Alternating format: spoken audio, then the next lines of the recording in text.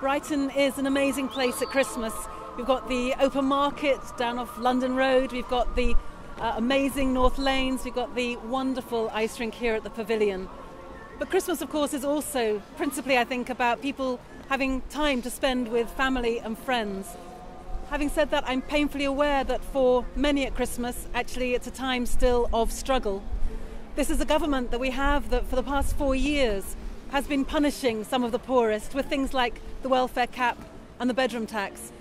They're also increasingly privatising the NHS, which affects all of us.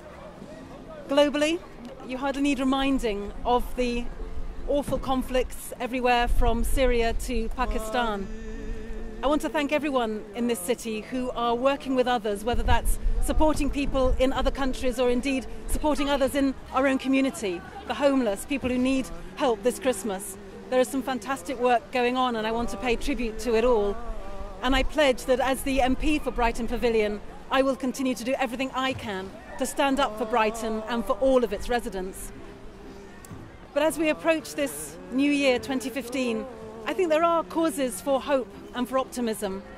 I just think of some of the amazing projects that I've been privileged to find out about here in the city and to support. Things like taking back Exeter Street Hall, making that into a community hall once again, owned by the local community. Things like the community pub at the Bevy. Things like the supermarket Hisby, how it should be, which is all about having food that is affordable, locally sourced, ethically sourced as well. That's just a fraction of the hundreds of amazing projects and community groups that do such amazing work here in this city, and I pay tribute to them all. But as well as all of the engagement in community projects locally, of course, I sense that nationally there's a re-engagement with the political process, and we saw that in Scotland. Whichever side of the independence debate you were on, people were getting back involved in politics. They were making a difference. And with the general election just 4 or 5 months away, I think it's really important to remember that all of us can make a difference when that election comes along. There's a wonderful quote from Alice Walker who says that the most common way that people give up power is by thinking that they don't have any. Well, all of us do have power and we can use it to make Brighton and this country a better place. I want to leave you with one final quote, a favourite one from the Indian campaigner Arundhati Roy.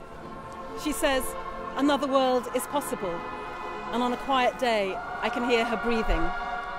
I can hear her breathing too. Happy Christmas and a very happy New Year.